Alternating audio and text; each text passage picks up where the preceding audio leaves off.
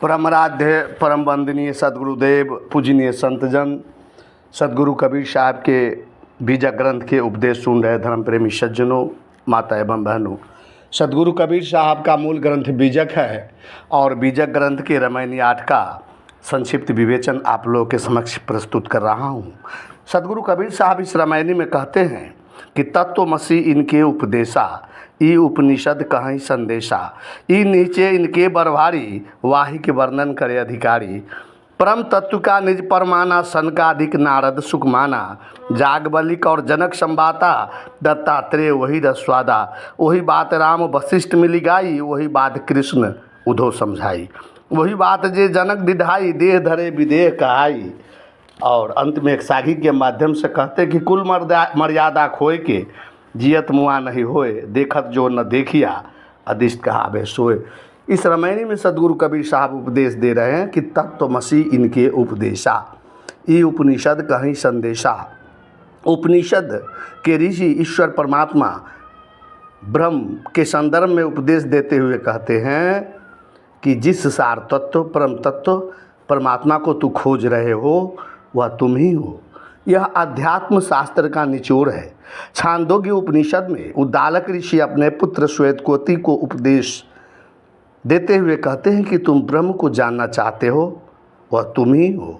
अद्वैत वेदांतियों का स्पष्ट उपदेश है, ब्रह्म सत्यं जगत मिथ्या जीवो ब्रह्म इवनापर, कि ब्रह्म सत्य है, जगत मिथ्या है और वह ब्रह्म जीव ही है, इसके अलावा कुछ भी नहीं है। उन्होंने बार बार ब्रह्म विद्या का उपदेश देते हुए कहते हैं कि शाह आत्मा तत्वमसि श्वेतकेतु इति, हे श्वेतकेतु वह आत्मा तू ही है।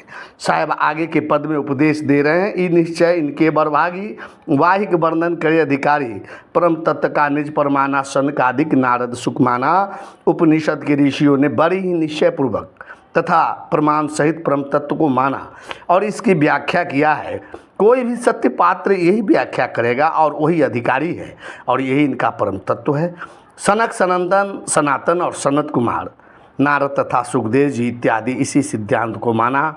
सनत कुमार ने छांदोग्य उपनिषद में इसी परम तत्व को समझाया कि सारे ज्ञान विज्ञान व्याख्या जीव ही हैं। और भागवत महापुराण में सुखदेव जी महाराज राजा परीक्षित हो यही उपदेश, यही बात समझाया है कि जिस ब्रह्म परमात्मा परमानंद परम शांति को तू खोजता है वह तू ही है, उसे ही तत्वमसि कहा है। सुखदेव जी महाराज भागवत महापुराण के 12वें सर्ग के अध्याय 5 के 11वें श्लोक में अंतिम उपदेश देकर चल देते हैं। सज्जनों, वह उपदेश है अहम ब्रह्म परम धामम ब्रह्माहम परम पदम एव समीक्ष्य चात्मानम आत्मन अध्याय निष्फले। अर्थात तुम इस प्रकार अनुसंधान चिंतन करो कि मैं ही सर्वाधिष्ठान ब्रह्म हूँ, सर्वाधिष्ठान ब्रह्म मैं ही हूँ। इस प्रकार तुम अपने आप को अपने वास्तविक एक रस आनंद अखंड स्वरूप में स्थित कर लो। यहाँ सुखदेव जी आत्मज्ञान का कितना सत्य बोध राजा परीक्षित को दिया है।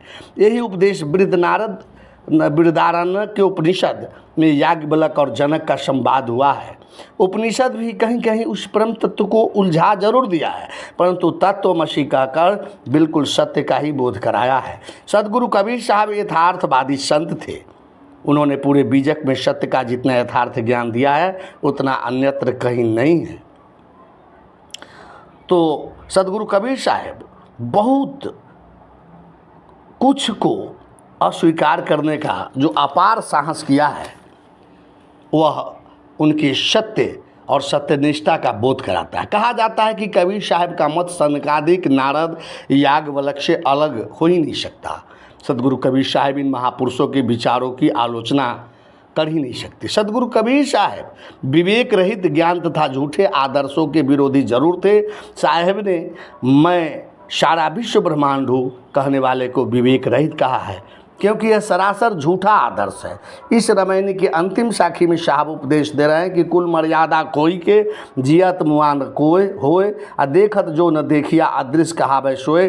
साहब उपदेश दे रहे हैं कि केवल कुल मर्यादा छोड़ देने से कोई मुर्दा नहीं हो जाता।